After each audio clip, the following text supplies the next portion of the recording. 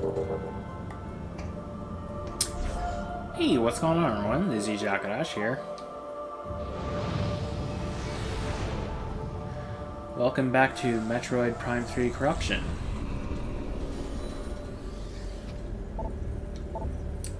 Speaking of corruption,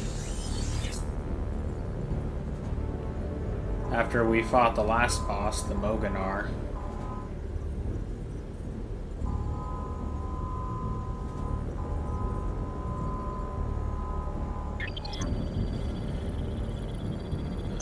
our Phazon level, which used to be at 10%, is now at 25.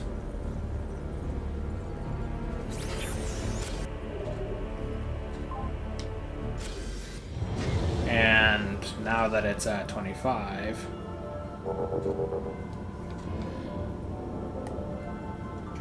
you may notice there is now a bulging Phazon vein by my left eye.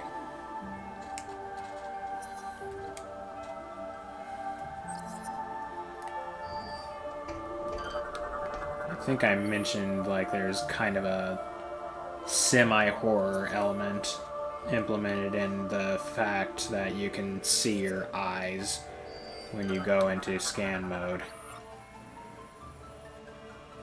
And, well, that's it.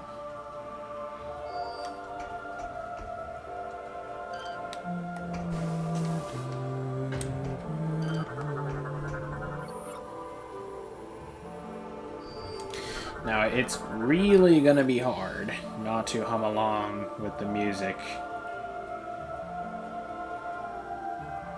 because I absolutely love it.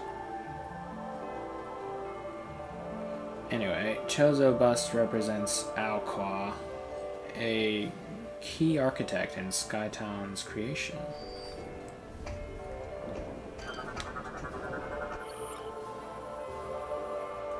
Transportation drone.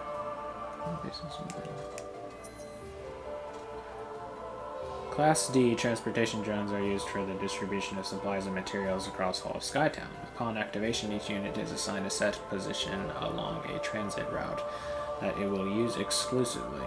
The constant upkeep of the facility requires that they continuously deliver their shipments to their destinations at a steady pace. I see. Now, is this the eye? Or is the eye there and it's holding something? I don't know. Samus, your highest priority is to get Skytown's Aurora unit back online. It will help you find a way to reach the seed. We will upload its coordinates to you now. Proceed with caution. Ghor's whereabouts and disposition are still unknown.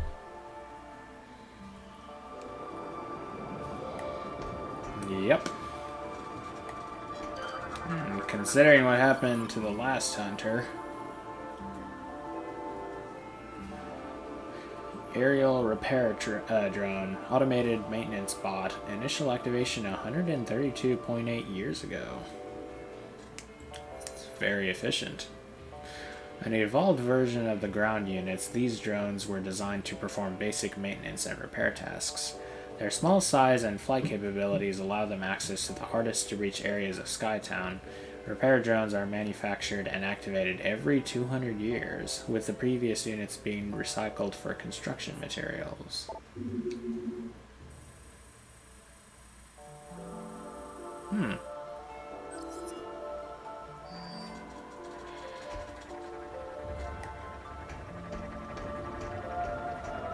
I'll let you guys be.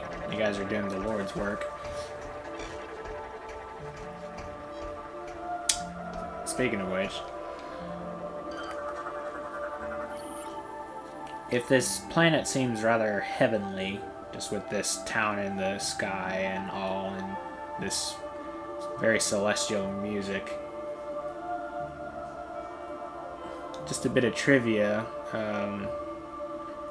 Elysia comes from, at least to my knowledge anyway, it comes from the heaven in Roman mythology, which is called Elysium. So, yeah. Anyway, Databot. Databots were designed by the Elysians as a means to record and pass on historical data. They patrol within their set area until disrupted and then project a holographic data file. However, only those equipped with Chozo-based visor technology can access this information.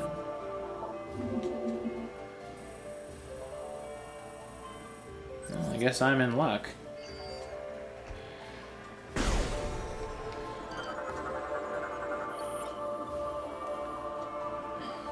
Creators.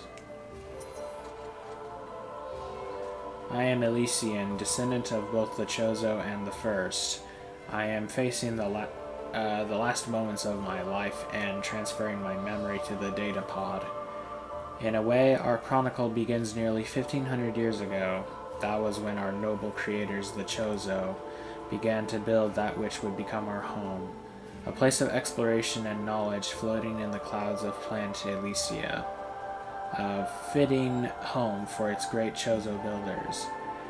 They built many linked hovering pods. In time they formed a net in the skies across the globe, instruments peering out in all directions, studying the cosmos.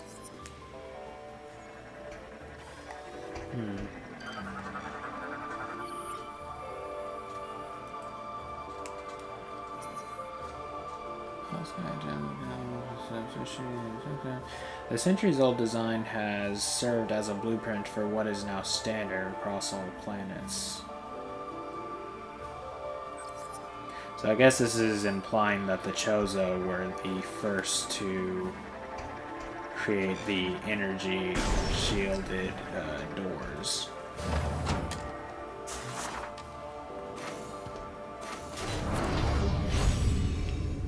Oh, it's a Torizo I'm sitting on.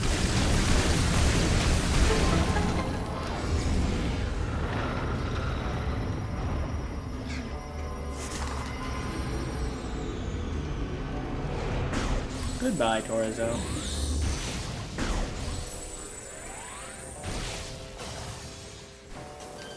Yeah, we acquired that handy-dandy gadget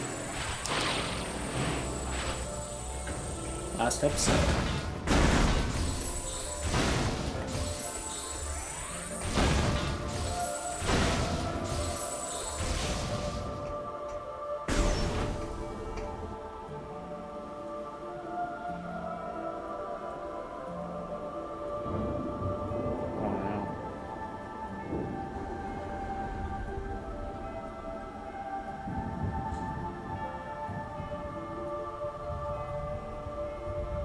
I mentioned at the end of last episode that this may very well be my favorite area in all of Metroid.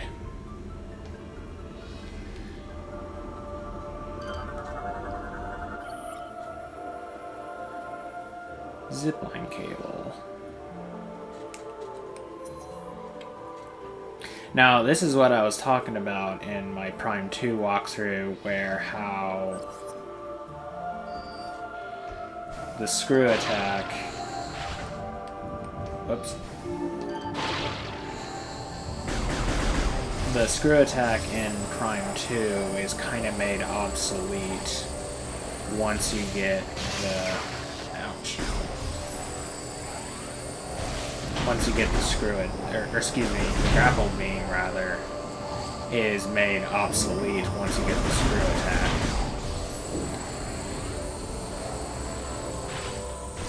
And I also mentioned how Prime 3 kind of fixed that problem with not just the weaponization of the grapple beam, but also the zipline mechanic. Got these little holograms giving you a hint of what's gonna happen in the next room.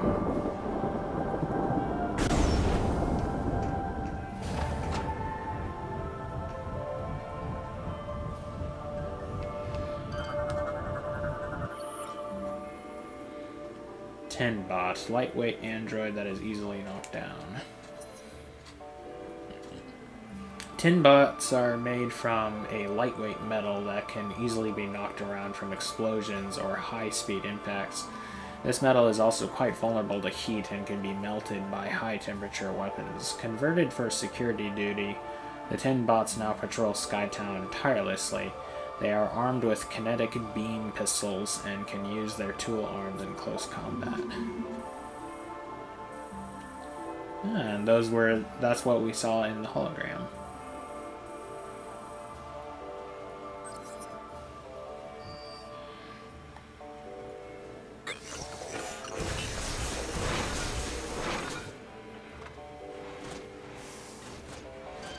Easily knocked about, you say?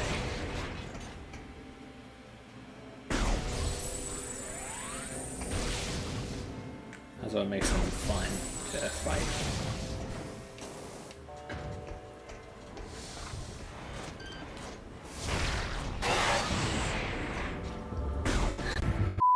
Sorry about that. Communication satellite has been looping the same signal for the past 208.3 years. What is that signal, I wonder?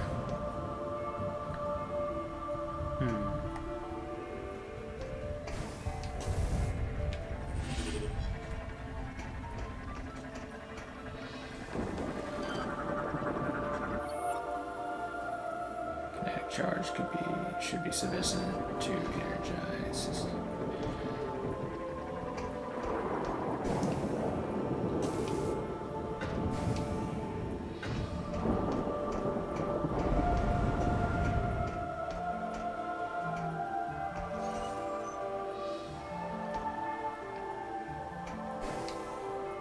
Show it again.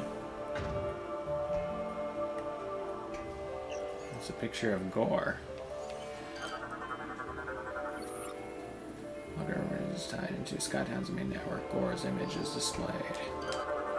That it is. Battery unit is connected to holographic projection discs unit. Sorry about that.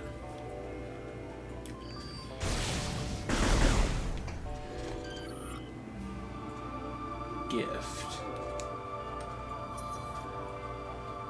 Several decades passed for the Chozo here at Elysia.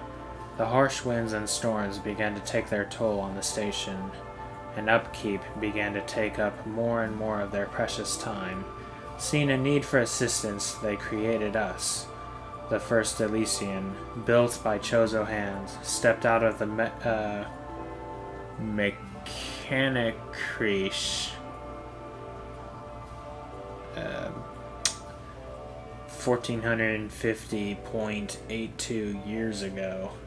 Crude by our current standards, the first was soon given the greatest gift of all by the Chozo.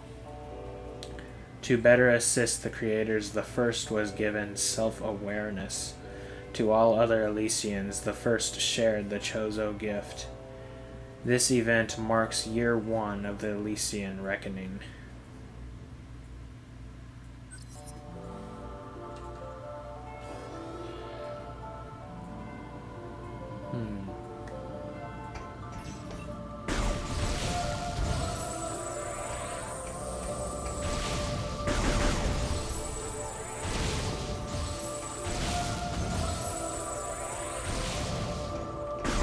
Trying to get some missiles in my life.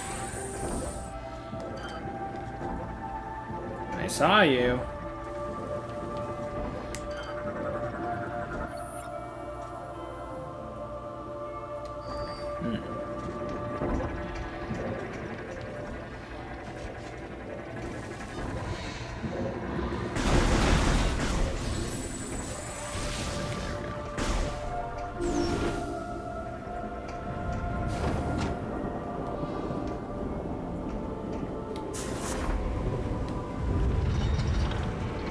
Return of the cannons,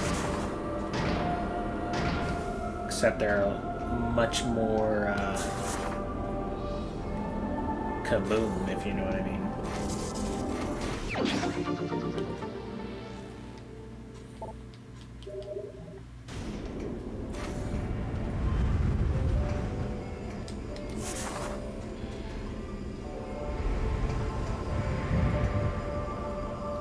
teasing the Seeker missile.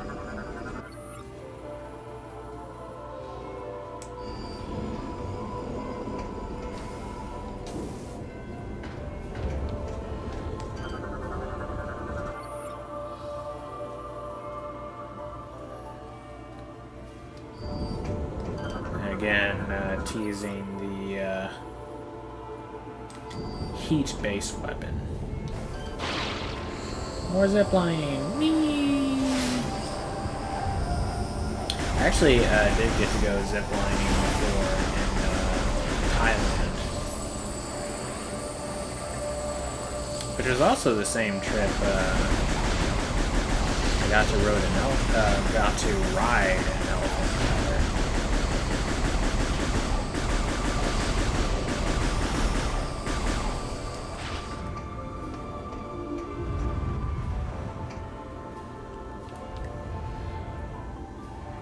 See it better.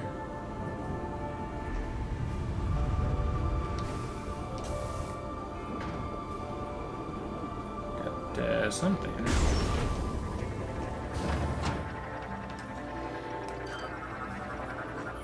There you are again. Which that appears to be what the hologram was. Steamlord repairs fallen steam bots capable of cloaking itself. You've got a cape. Cool.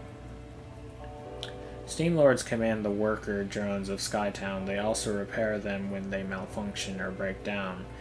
Lightly armored, they rely on their cloaking field to evade their enemies. They will only uncloak to attack or repair fallen steam bots.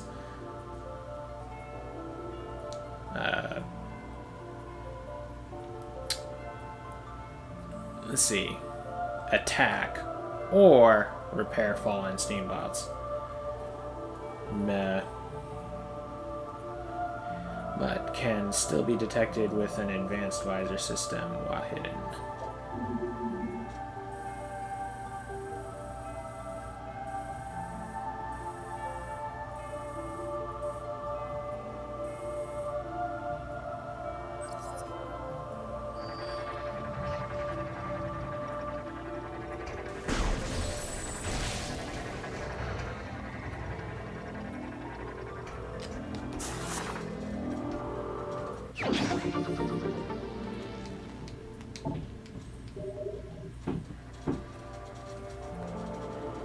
Kind of reading that, like misplacing the modifier in my mind.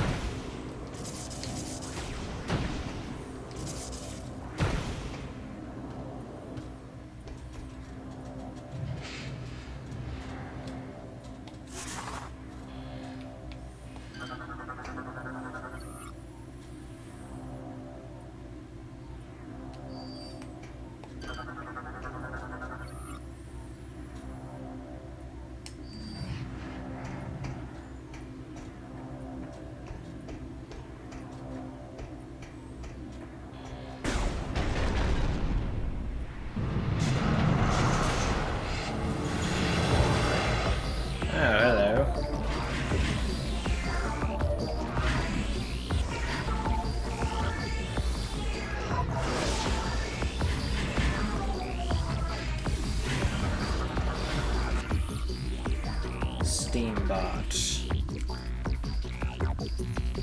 The Steambot's lightly armored exterior can be damaged by any weapon. High-temperature weapons are particularly effective and can render them inert and beyond repair. Unlike their lightweight cousins, they are made of durable metals and cannot be thrown around.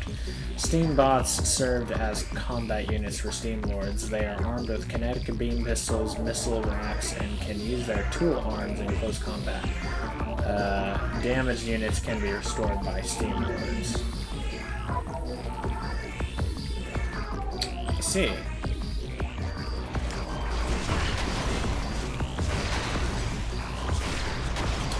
Something I recall from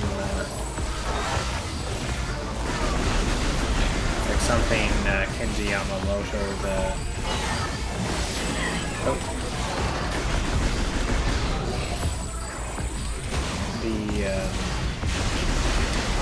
composer for the music for like most music in the entire Metroid series. Although he wasn't the sole composer of this game.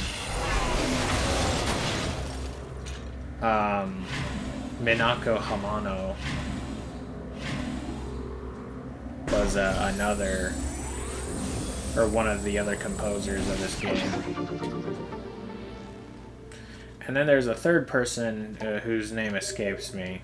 But yeah, 3 different music composers did the music for this game.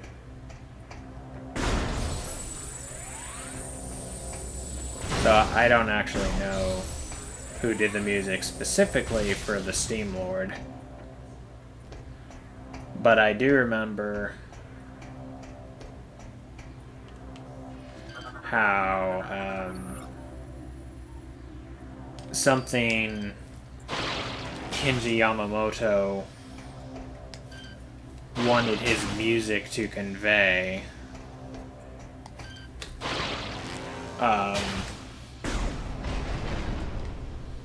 was that he wanted his music to actually indicate to the player that they were fighting something living. Which is why a lot of the music has this organic sound to it. And that music, when you listen to it, kind of sounds like boiling water. Which, you know, when you think about it's the music of the Steamlord, it makes sense. Discovery. The Chozo were watchers, studying the depths of space tirelessly to quench their thirst for knowledge. From this facility, they launched observation satellites, firing them into the heavens towards distant worlds. These satellites returned information that allowed them to analyze the various phenomena occurring across the cosmos. Through this process, they were able to satisfy their intellectual appetite one planet at a time.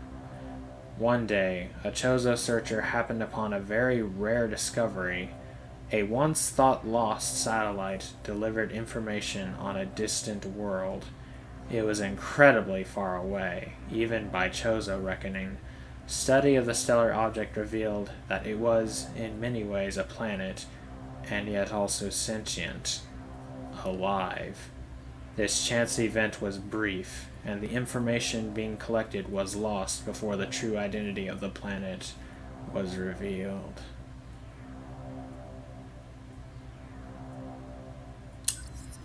So they discovered a living planet, you say?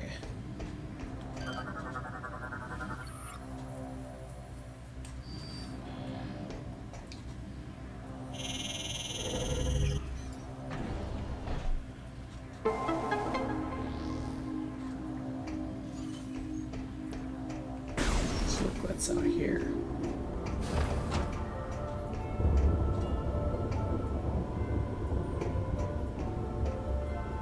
This is teasing the screw attack.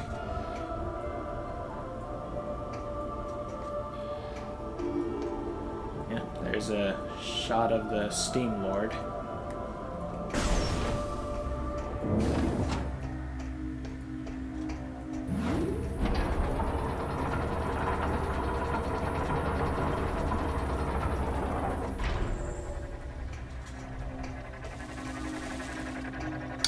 Now, where's the wheelie guy? Haven't seen him yet.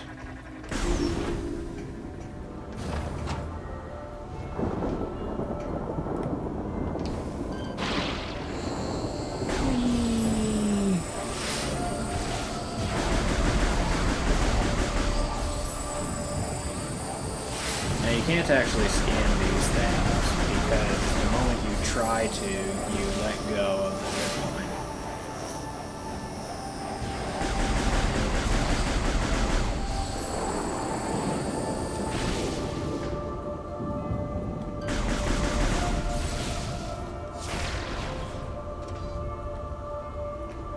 Again, teasing the Seeker missile. Oh, look, it's the Aurora unit.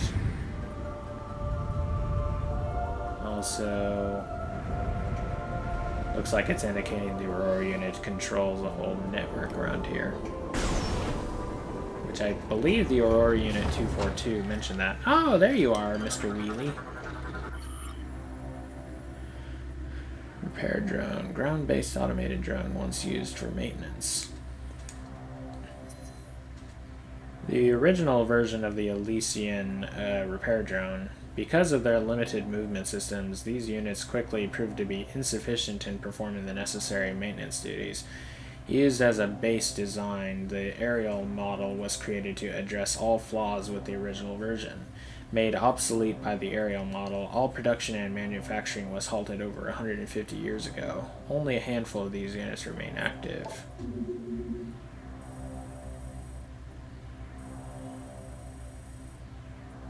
In Rise of Skywalker, they created this one droid that is almost identical to these things.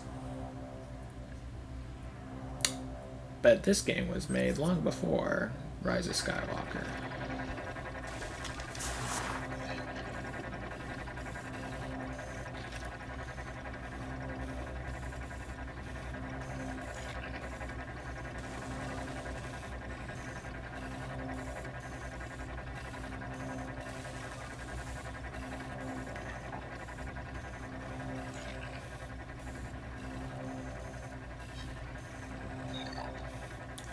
He's very transfixed. It's like, what are you? What is this thing?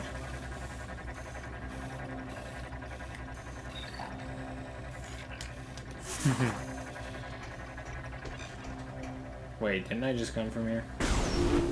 I did, yes.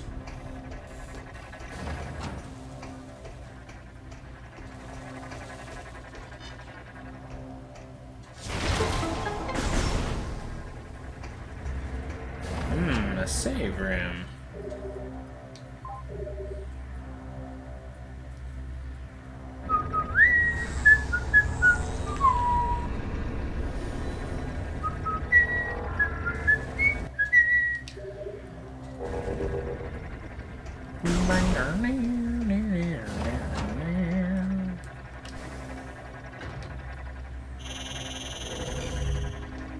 When I first heard that tune, I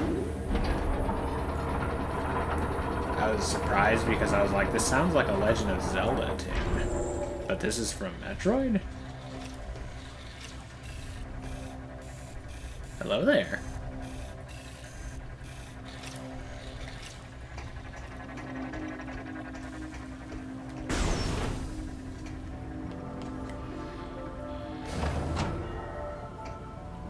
Got some,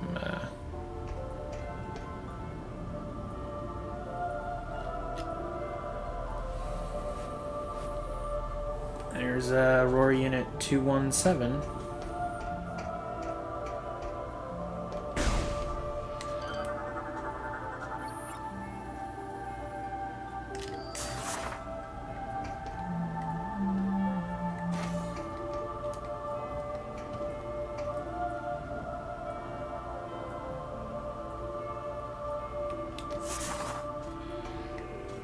It's a nice little flip.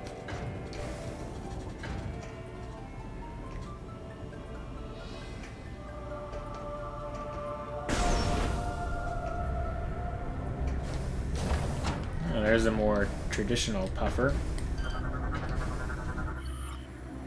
Sky Puffer, vulnerable to basic. It consumes and emits deadly gases. The external shell of a Sky Puffer is incredibly fragile, susceptible to most small arms fire. Only a few shots from basic weapons can damage it. Sky Puffers are native to the planet Elysia. They feed on the various noxious gases in the atmosphere. They are especially fond of Phazon gas.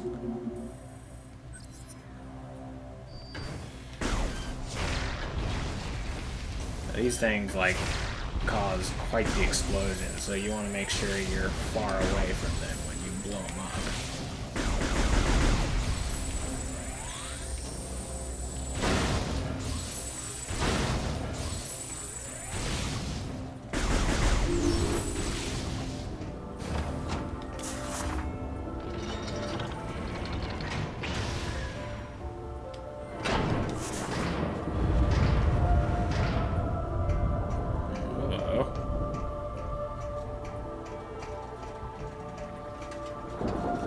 That's Ghor's armor / gunship.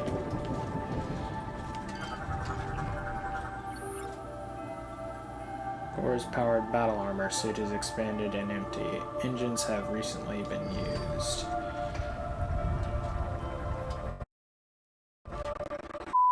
Sorry about that.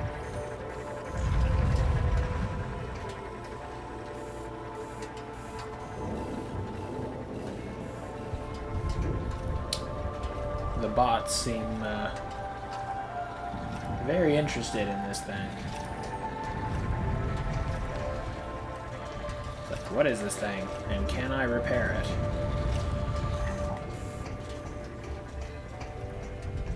I was thinking, it actually makes sense.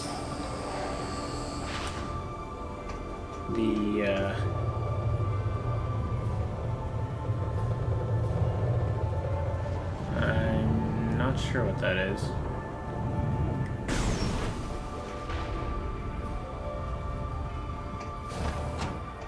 Oh, we're in the ring.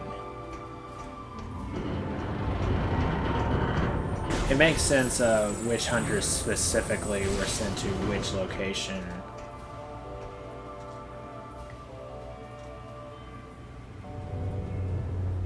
What's that?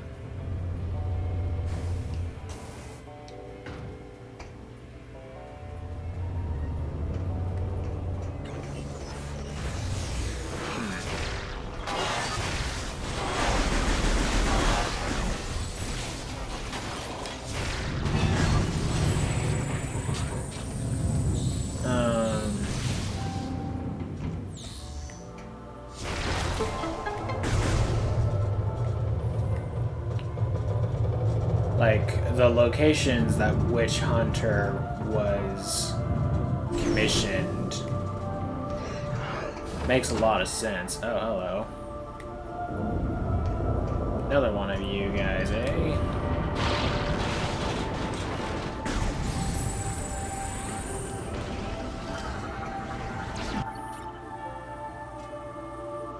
Oh, shoot. My, battery indicator went red.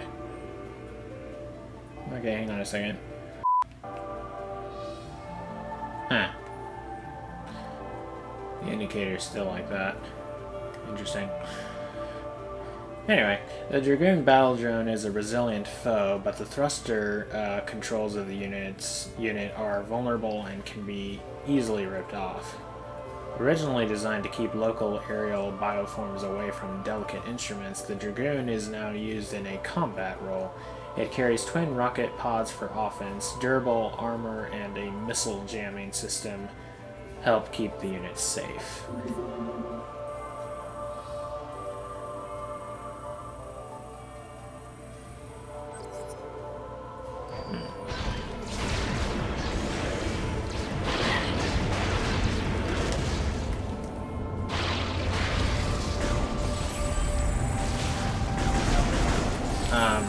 What I was saying was,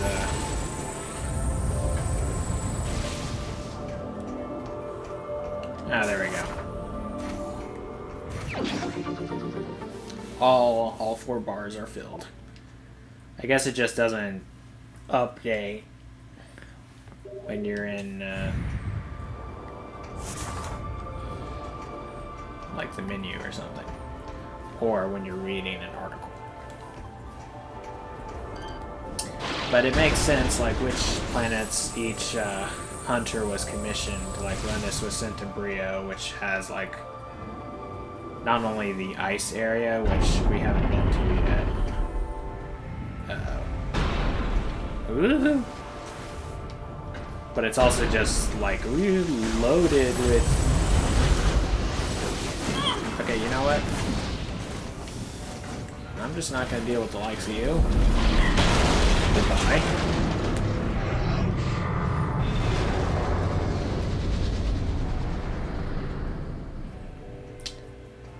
That's one way to deal with Steam bots. And to make the Steamlord leave you alone.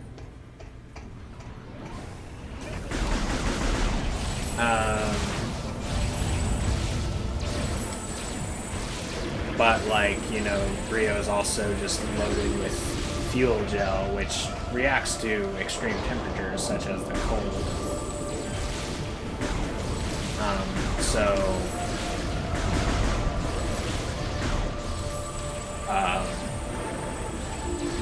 Rundus is easily suited for that planet, not just because he can freeze fuel gel, but also because he can just avoid fuel gel altogether because he can fly.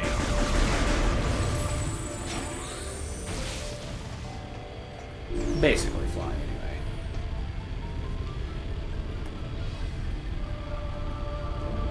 Got some kind of drone display there.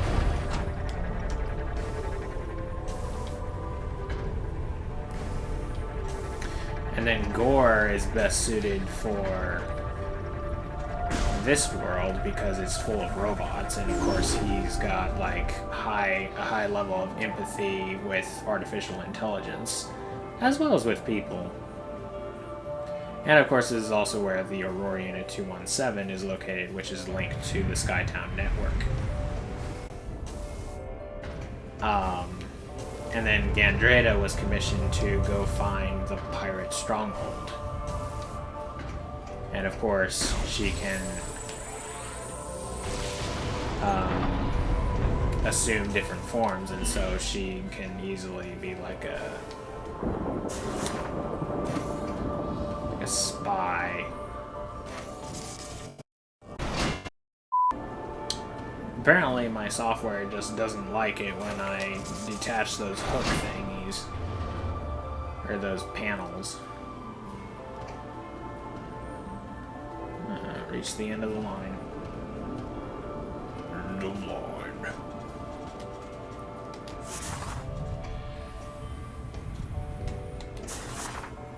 Let's go down here with style. See what I mean?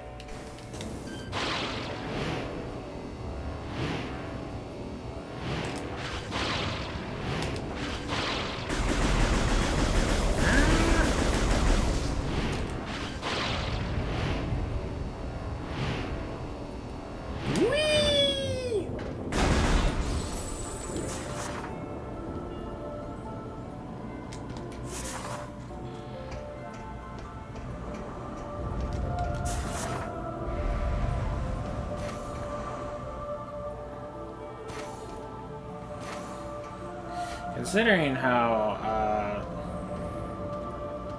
originally the hunter's missions were to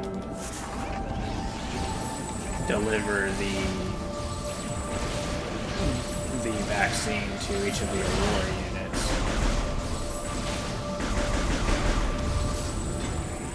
and also to work as intelligence units. Which is basically what Samus ends up doing in Federation Force. Postpones her mission, her original mission in this game. Saves it for this game. But I digress. Considering that none of the hunters really end up doing what their original mission was, and since we were all asleep for about a month, Samus for a full month, and the other hunters for like a week short, I think the implication there is that the Federation basically did that mission for them, that they delivered the vaccine to most of the AUs. Slumber. By the year 600, we of Elysia were low on critical supplies and fuel. We created smaller mechanoids to process fuel from the atmosphere of Elysia, but they proved unable to process a sufficient supply. Unable to secure the necessary resources to sustain ourselves, we entered a state of hibernation to preserve our remaining stores of energy and parts. While we slumbered, the data collected by the station's equipment was fed to us in dreams. That's cool. During this long period of sleep, we had many dreams. Countless great events came to us, including a reunion with our creators, who had come to call a new planet their home. It was not long ago before the disaster struck. A stellar object hit planet Talon 4, bringing with it a catastrophic corruption that sent the Chosen world into chaos. We watched helplessly as our creators perished, the few survivors fleeing to an unknown location. Possibly ZDR. In Metroid Dread. Powerless we slept, and in our dreams, or maybe even SR388, who knows? And in our dreams we lamented the deaths of our creators. This was our final vision, after which we were never able to see our creators again. So sad.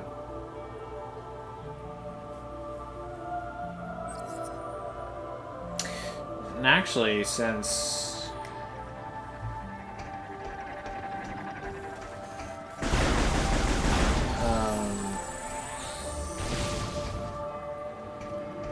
what was I saying?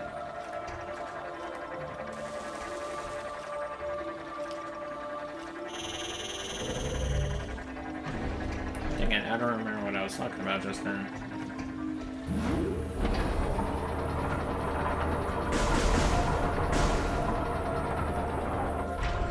Oh yeah, since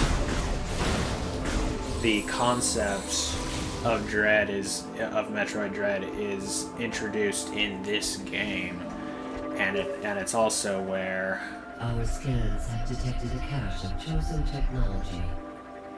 Perhaps something there will help you gain access to Unit 217. Here are the coordinates. I know, I'm on my way.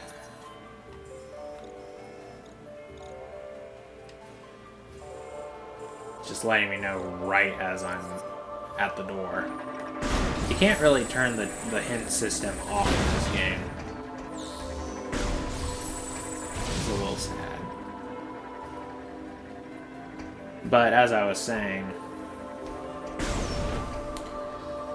since it seems to, or since this game is the game where the concept for Metroid Dread is first introduced, and also it's the game where it actually clarifies that there were actually surviving Chozo and that they fled the planet.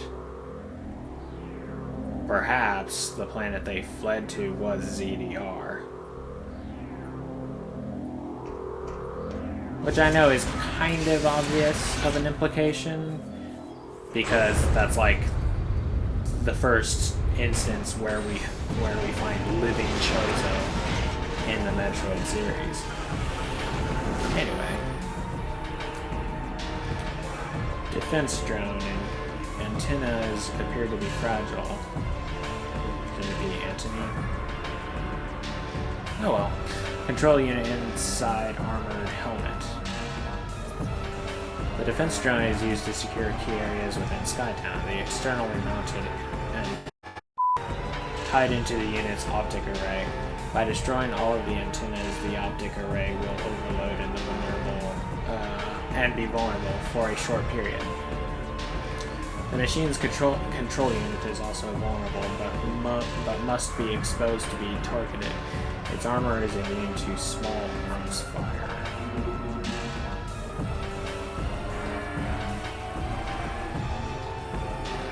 Neat.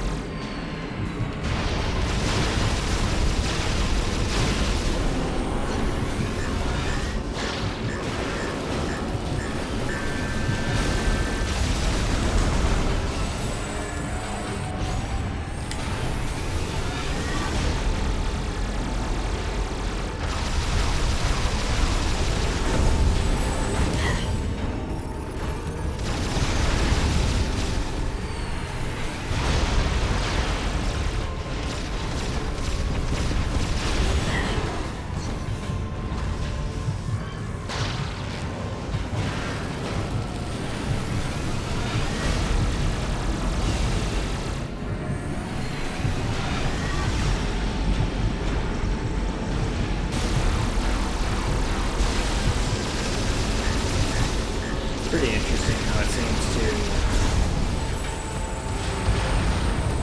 like, a lot of these robots seem to have a face that is a projection or a hologram.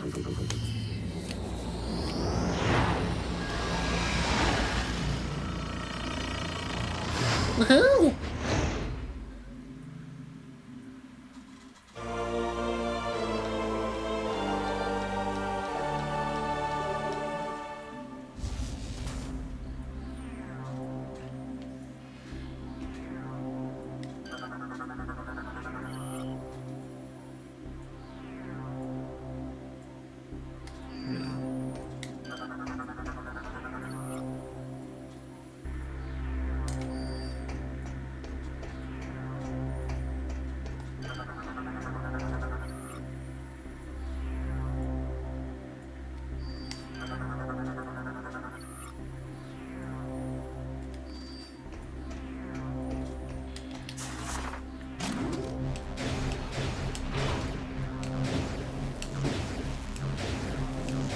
Their fun little gimmick.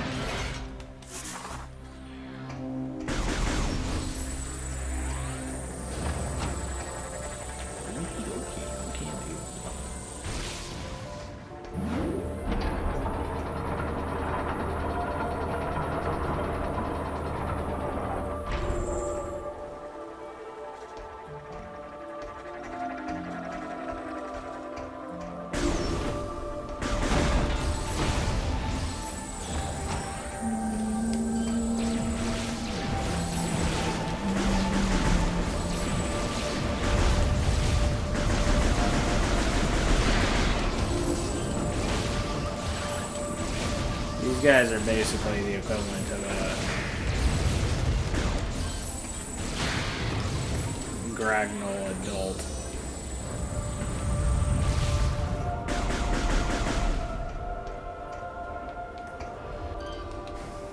Can't read that from here.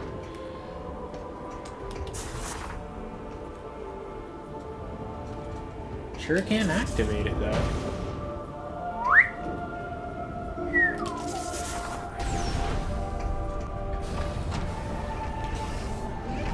And more dragoons. Oh.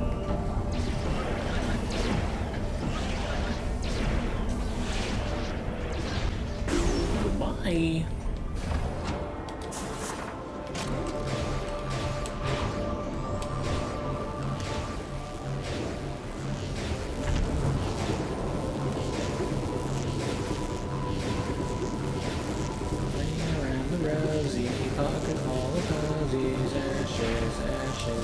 Fall down.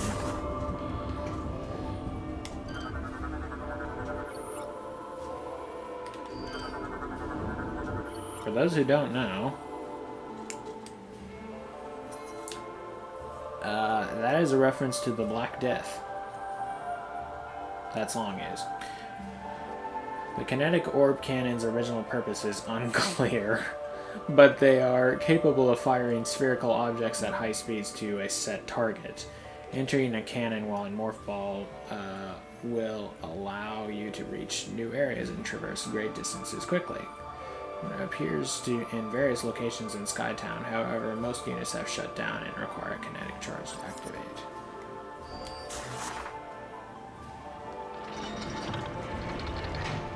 Boom!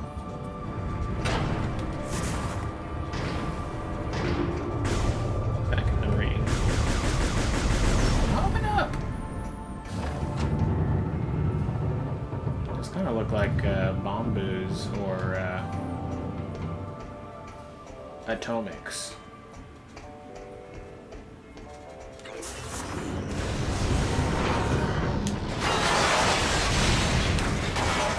You actually get an achievement for that. And like bowling is in the name. But yeah, those become especially fun to fight with the boost ball. I think I can't go this way. Yeah. I need the voltage grapple for this. Which I just love all the different upgrades you get from that are related to the grapple beam in this game. Wait, I was just in here, wasn't I? Why am I saying in here? I mean out there.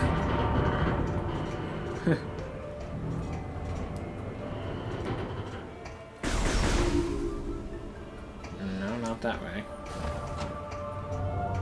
Must be this way. I mean, I could just use my map. But I'm not going to, apparently. Whee!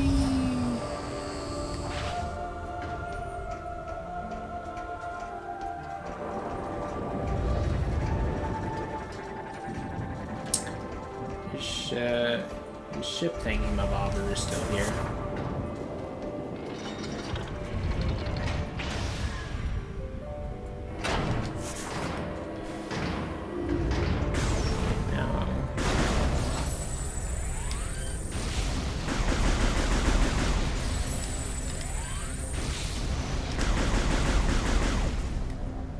More of you? There you are.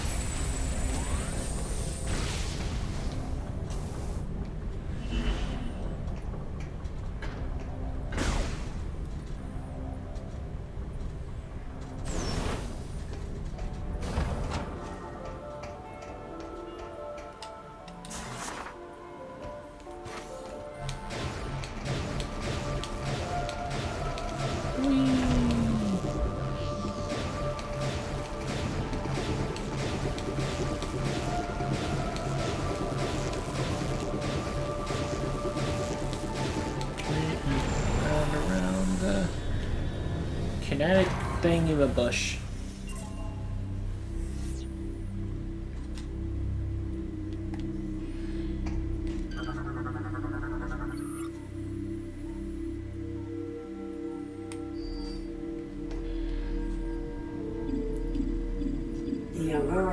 is corrupted and requires repair. Opening maintenance level hatch.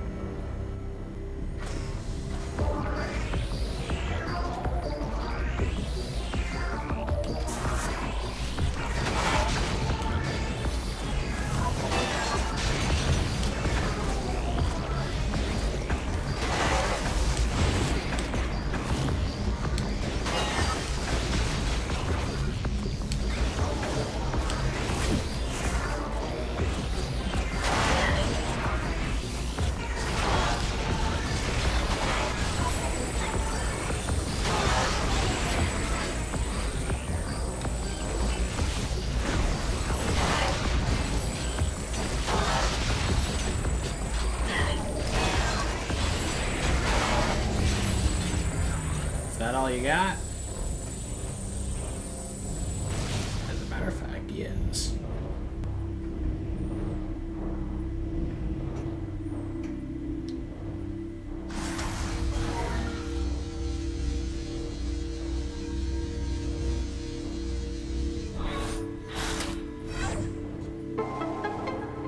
Vaccine successfully uploaded. AU Phazon Corruption level at 0.00%.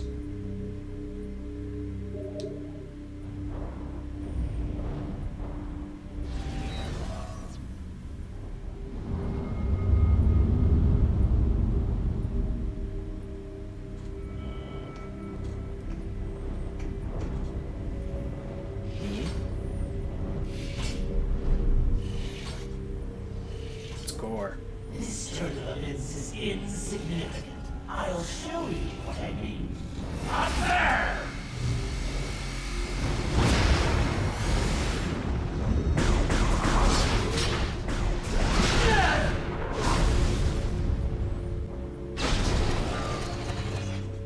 The network's been severed.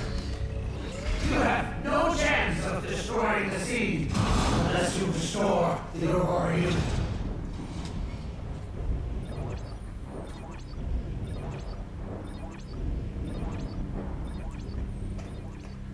I'm not sure why, but I just really love that exchange in particular.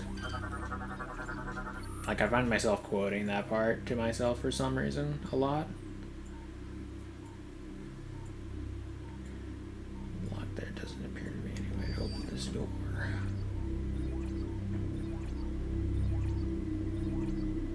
I suppose Ghor, with his high level of empathy with artificial intelligence or anything mechanical, is able to open the door himself.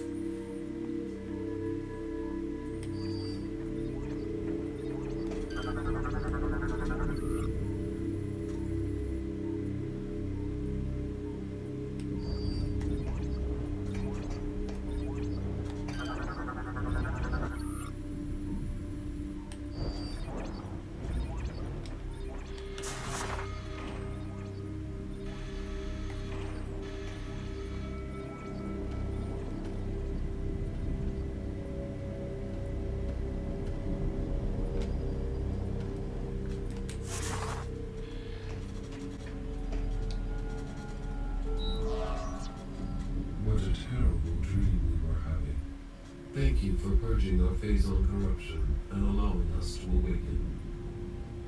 There is much to do. We have communed with AU-242 on Olympus and learned that a Leviathan impacted Elysia and began spreading corruption. We must destroy this Leviathan and stem the tide of corruption as soon as possible. We have a plan, but Ghor's attack severed key communication cables, disrupting our access to Skytown's primary network. This prevents us from controlling Skytown and executing our plan to destroy the Leviathan. Ghor's plasma cannon should be able to fuse together the severed cables. We must ask you to hunt him down. Ghor may have changed, Samus, Be prepared to deal with that. Good luck.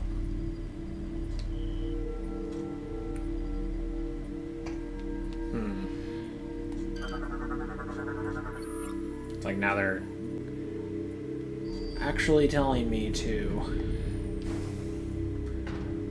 kill Ghor.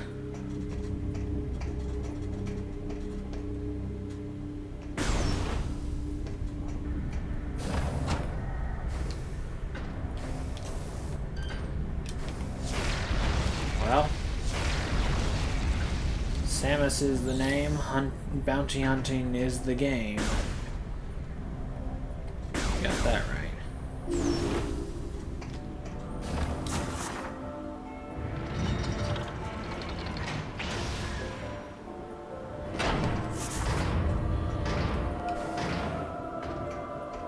And he's gone.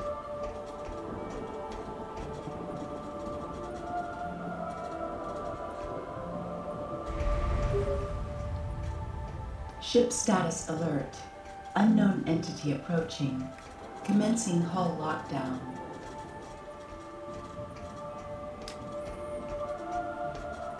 Coincidentally, I get that alert just as I come to the area where Ghor was, or where his ship was, and now is not.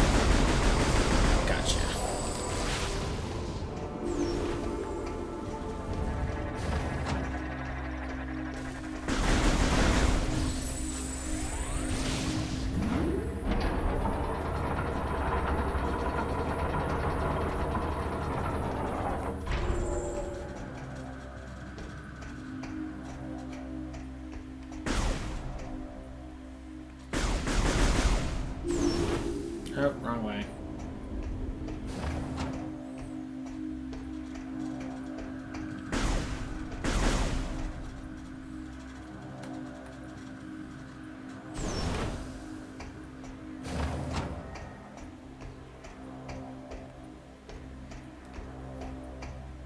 Oh, right.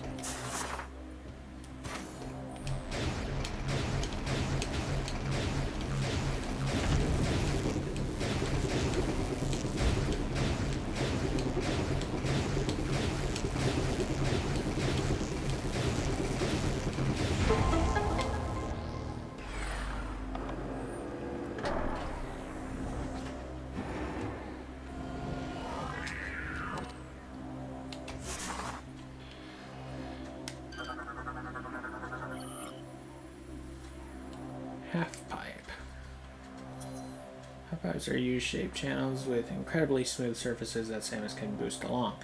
Charge the boost.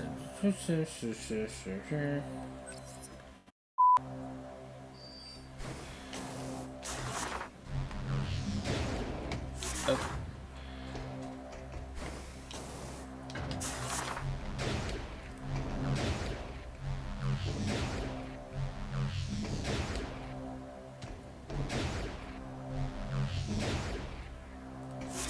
There you go.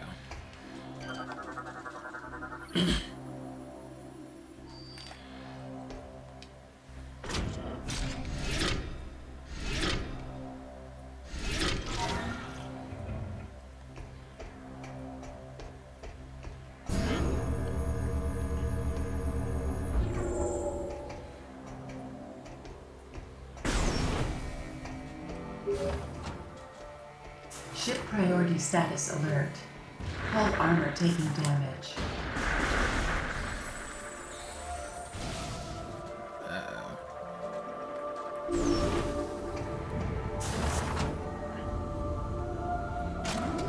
Or what are you doing to my ship?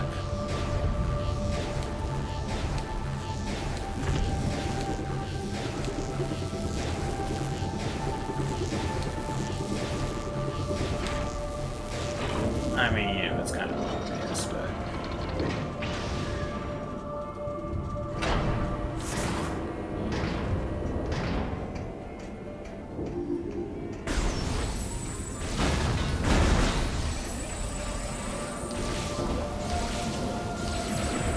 I ain't got time for the likes of you.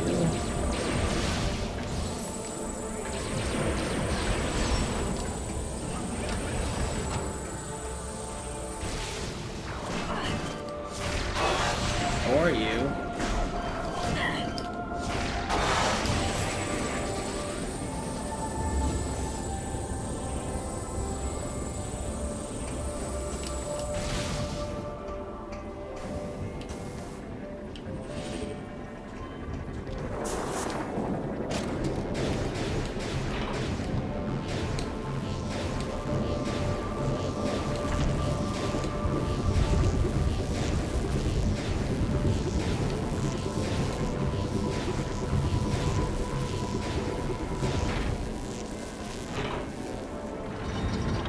Something I hadn't really noticed before until just a while ago was how Ghor actually literally snapped his fingers to open that door that I couldn't follow him through.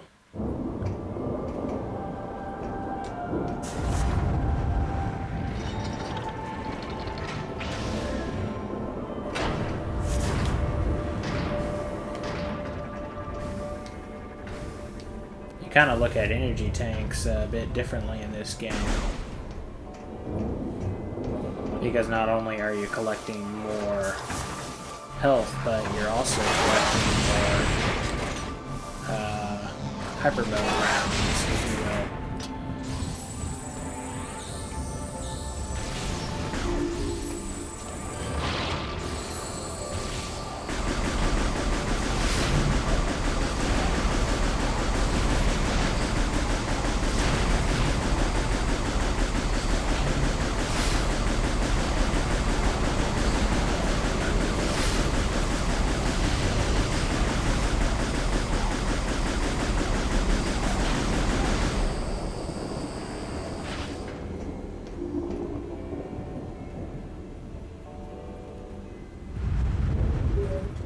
I'm not sure what that is. Ship priority status alert. Warning. Hull integrity is compromised. Armor damage is critical.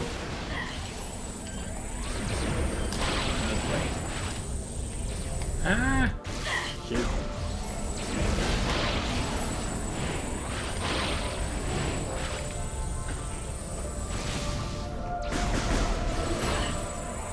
Ow. Leave me alone. I've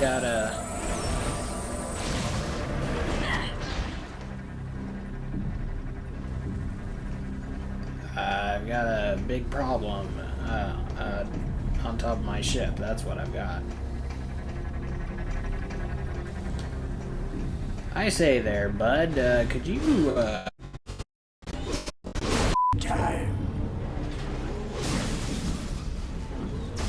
this ain't the time to be glitching. Oh well.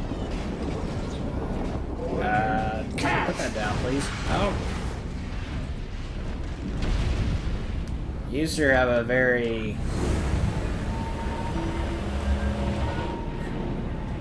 unorthodox way of playing ball. Feel the power. Soon everything will be corrupted, including you.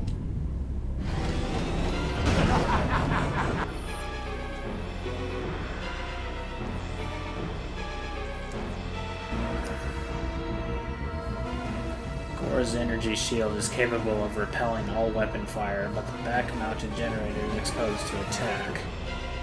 Overloading the generator could expose the well-protected critical systems behind his battle armor.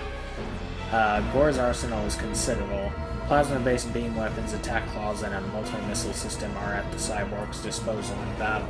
These battle systems can be combined and fired at once as a devastating alpha strike. Target is also capable of a high-speed ramming attack, although this is potentially dangerous if performed over a slippery surface.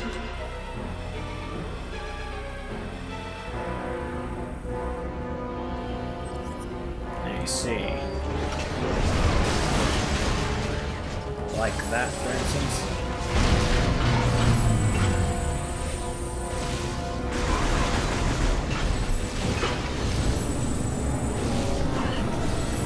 It had only occurred to me recently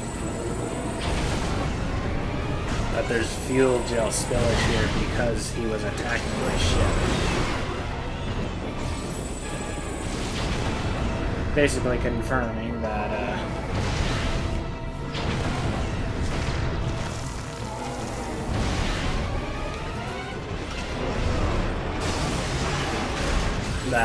Samus' ship also uses fuel gel.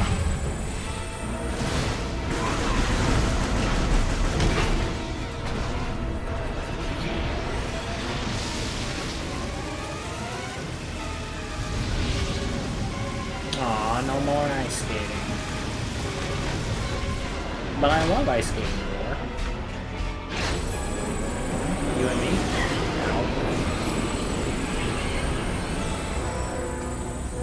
Okay, guess not.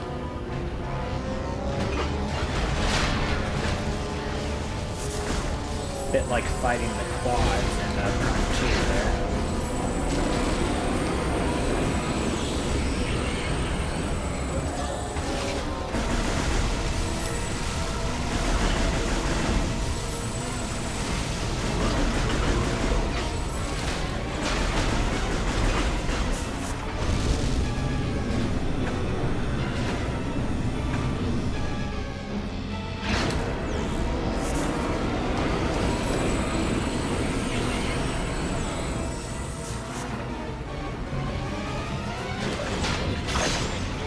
Oh, wow. I forgot you could do that.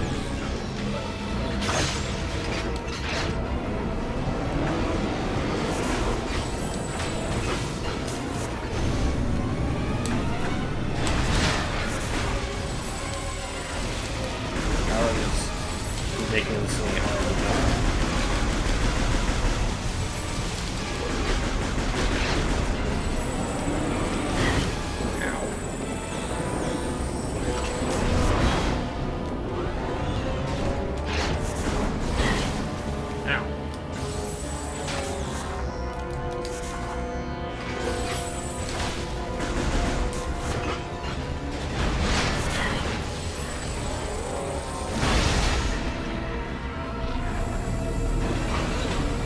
Oh boy.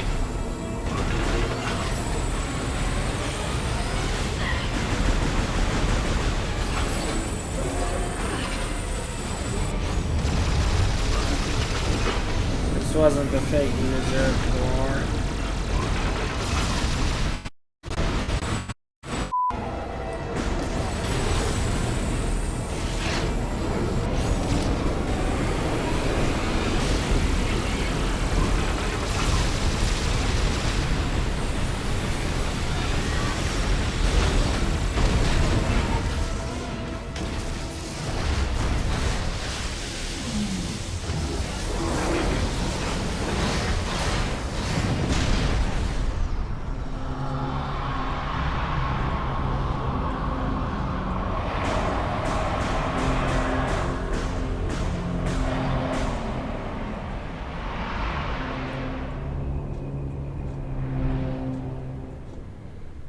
She did that to him while he was still alive, too.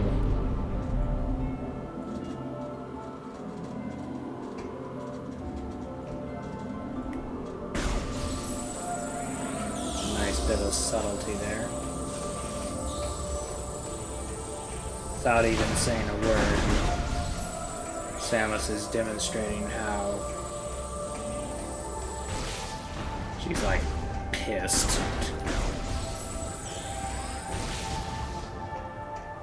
It's like her anger towards Dark Samus is growing.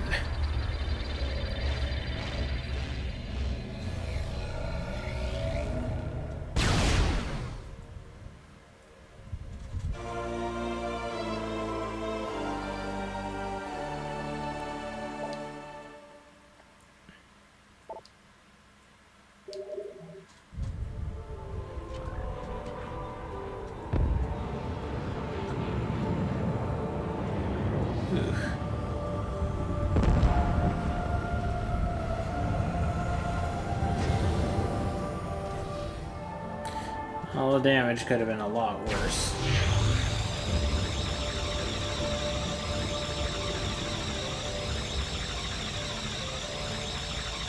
Something I do like about the plasma beam in this game is that it looks like there's a literal sun at the end of the arm cannon. Like with solar flares and everything. It's nice. And also, as it travels, it seems to have like bits of matter orbiting around it or something. Anyway,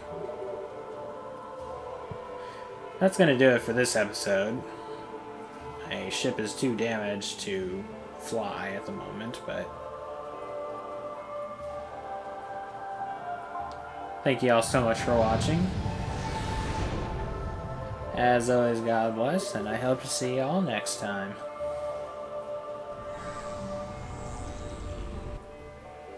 Ciao.